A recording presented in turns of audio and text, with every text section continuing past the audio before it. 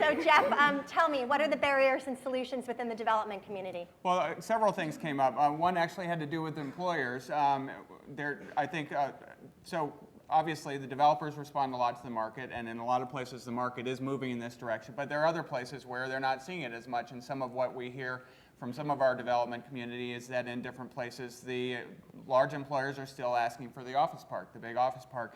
And so a lack of recognition of some of the value of the locational aspects of locating in walkable communities came up a lot, and trying to, how you communicate that point about both the health benefits to employees, but also one of the most interesting examples that came up yesterday was Rolls-Royce headquarters in the Reston Town Center.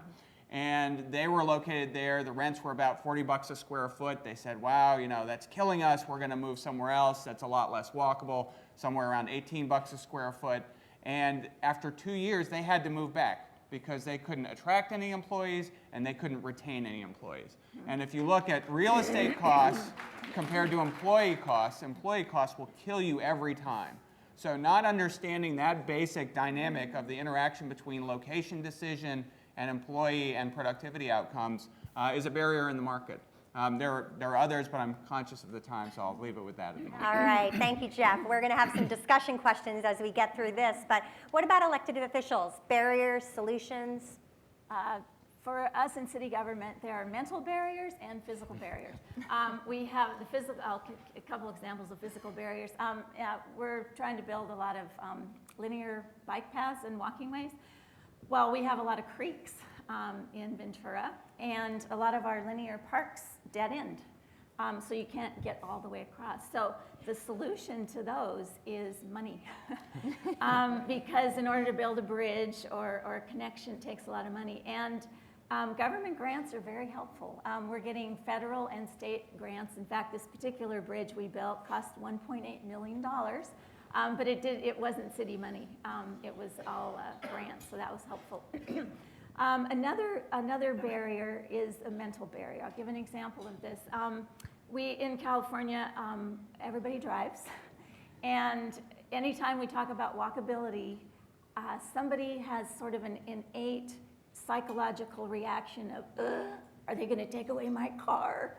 And what about my parking place? And is this, you know, it becomes sort of an angst. And we had one neighbor, we had $500,000 set aside to make a complete street demonstration to show people how fabulous this was going to be.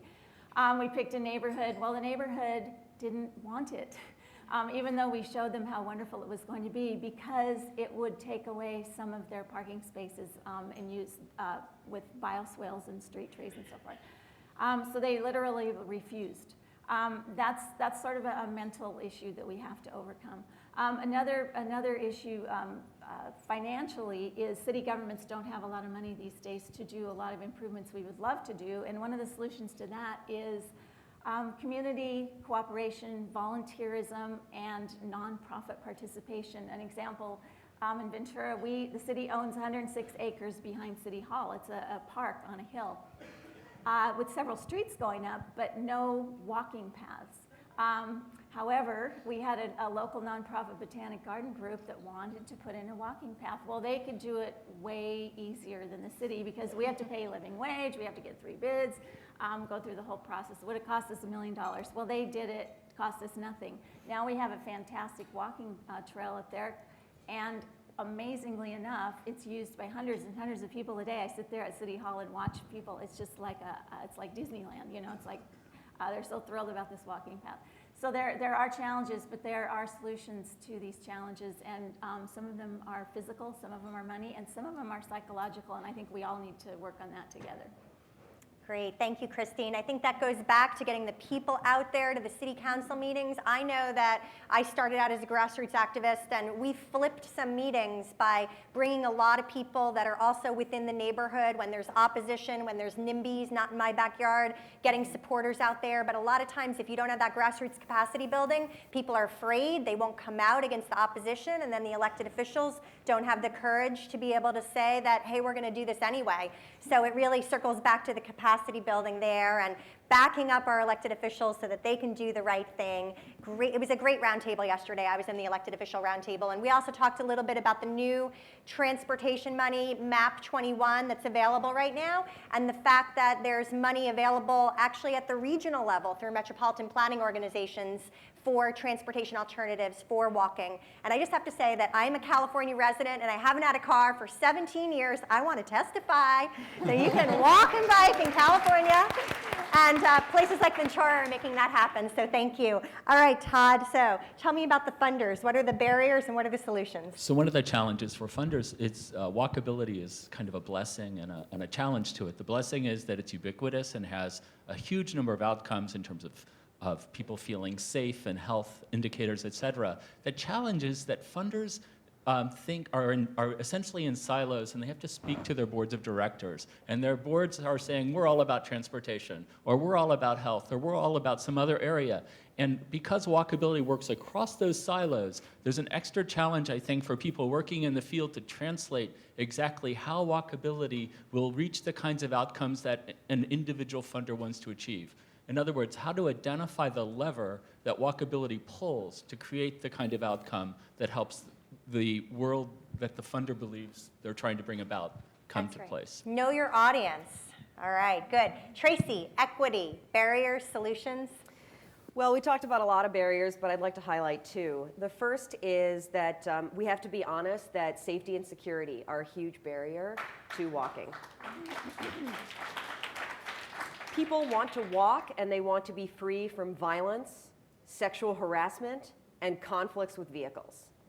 And we need to address those issues if we want to support people who are already walking in spite of those barriers and encourage more people to walk. The other barrier that we talked about a lot is modal silos.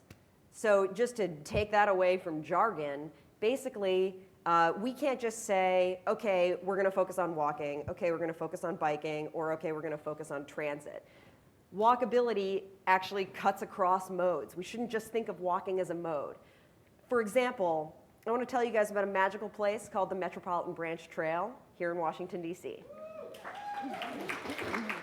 This is an incredible facility in the heart of the city that connects neighborhoods with transit, with jobs, and neighbors with each other.